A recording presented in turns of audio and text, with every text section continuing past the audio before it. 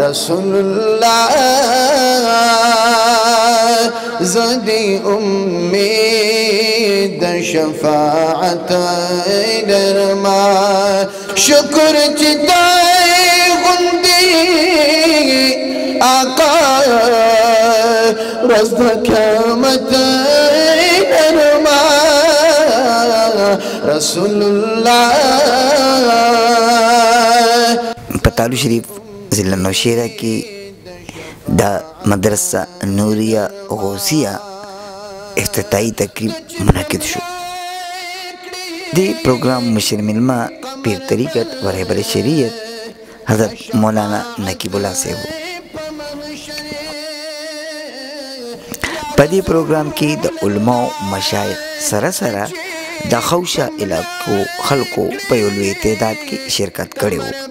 دا مدرسی محتمم حضرت پیر سید کمال شاہ نوری الجیلانی راغلی ملمنو تا پخیر آگئے ہوئے.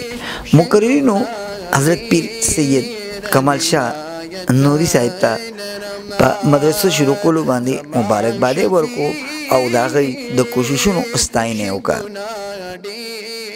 پدی موقع نات خوانان و حضراتو حضور پاک صلی اللہ علیہ وآلہ وسلم تا دا عقیدت پرزونی اڑاندی کی. نن زمونگا پا جامعہ نوریہ غوثیہ تارو جبہ نوری آباد شریف کی تحصیل پبی ضلع نوشیرہ پا بفیضان نظر کرم شیخ المشایخ نور المشایخ الحاج خواجہ پیر سید نور علی شاہ الجیلانی نوری بابا جان صاحب مبارک رضی اللہ تعالیٰ عنہ پا فیضان سرا دما یو ناچیزہ او دا غی مبارکانو پا شفقت او دا غی مبارکانو پا آغا محبت سرا نن پا جامعہ نوریہ غوثیہ کی افتتاح شوا.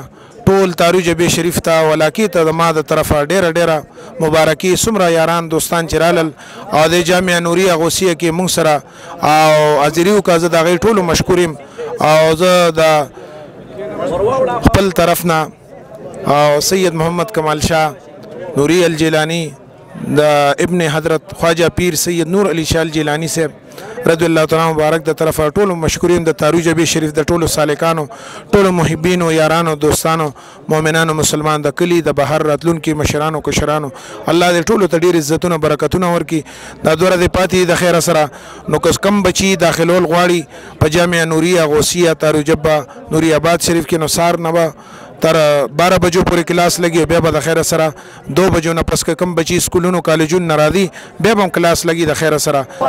نن دلته په تارو شریف کې د حضرت سید السادات سید کمال بادشاہ صاحب اطال الله حیاته و فی ذاته د مدرسې افتتاح شوه. موږ په دغه افتتاح باندې ډېر زیات خوشحاله وو.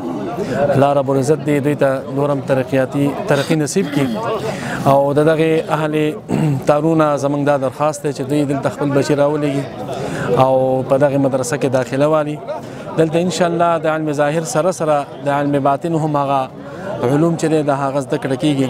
الله رب العزت دې ته مزید ترقي ورکړي. په اخره کې د ملک و قوم د ترقي او سوکالۍ لپاره خصوصي دعا اوستی شوه. نعمت سبحان، چمکنی ټي وي.